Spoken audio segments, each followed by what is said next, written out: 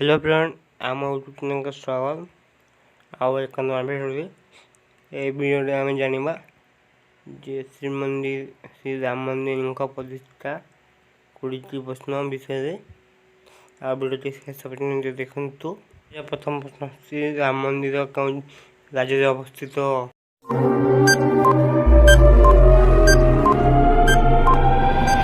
सঠিक उत्तर होची उत्तर प्रदेश में अवस्थित। प्रश्न, श्री राम मंदिर उत्तर प्रदेश क्यों सहर में अवस्थित?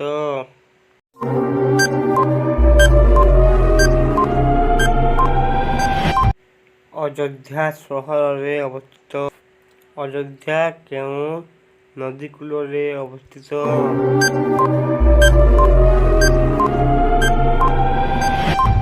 उत्तर होची सरजू नदी।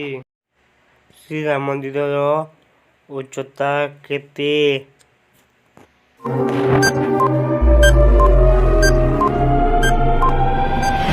उत्तर होची 161 फुट। श्री राम मंदिर निर्माण पाई केते समय लागला?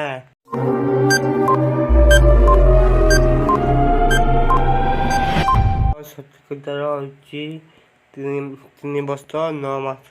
श्री राम मंदिर निर्माण पाई केते टंका व्यय करा जाय?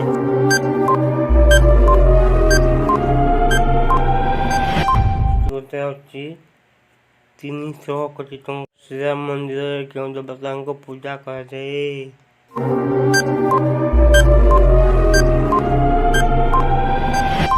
उत्तर होची श्री रामचंद्र बाल्य व्यवस्था। राम लाला प्राण प्रतिष्ठा केबे करागला?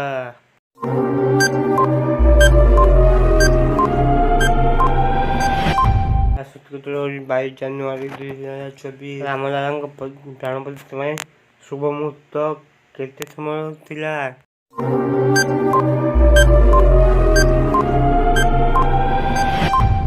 सঠিक उत्तर होची 84 सेकेंड। प्रश्न, राम लाला मूर्तिर उच्चता केते?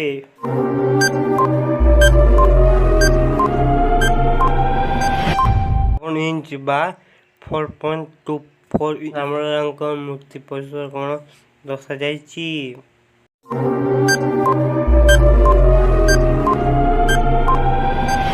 विष्णु देवता 10 अवतार।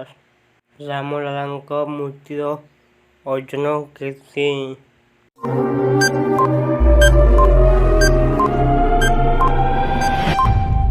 200 केजी बा 2 क्विंटाल। परवर्ती प्रश्न, राम लाला मूर्ति कारक किए?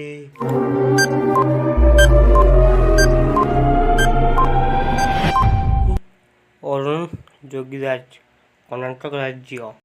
परवर्ती प्रश्न, श्री राम मंदिर केबे उद्घाटन करा गला?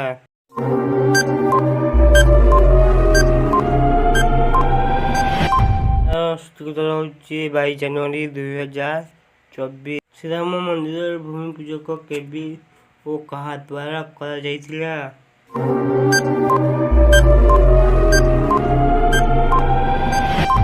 5 अगस्त 2020 नरेंद्र मोदी द्वारा करा जायतिला। श्री राम मंदिर परिसर क्षेत्रफल केते?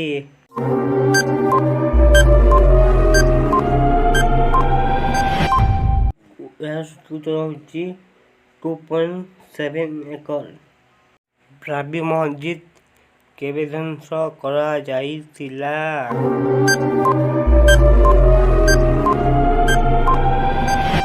उत्तर होची 6 डिसेम्बर 1992। वर्तमान ओडिशा विधानसभा बाचस्पति किए?